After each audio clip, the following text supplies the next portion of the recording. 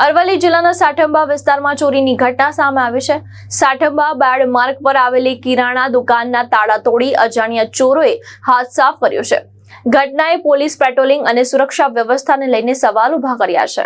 સાઠંબા બાયડ માર્ગ પર આવેલા અંબિકા પાર્ક કોમ્પ્લેક્સમાં સુરેશ નટવર કિરાણા સ્ટોર્સ નામની દુકાનમાં ગુરુવારે રાત્રે ચોરીની ઘટના બની।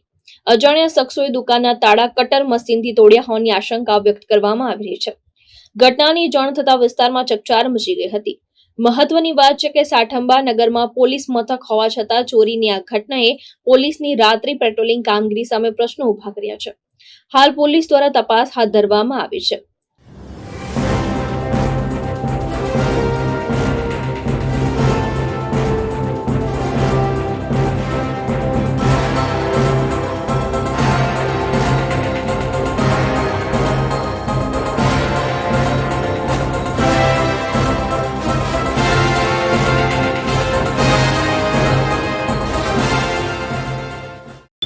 મારું નામ સુરેશ કુમાર નટવર પ્રજાપતિ, ગામ સાઠંબા। હું કરિયાણાની દુકાન ચલાવું છું। સવારે હું 8:15ની આજુબાજુ આવ્યો ત્યારે બંને લોક ખુલ્લા હતા અને સાહેબને હું અરજી આપીને આવ્યો। હજી કોઈ આવ્યા નથી।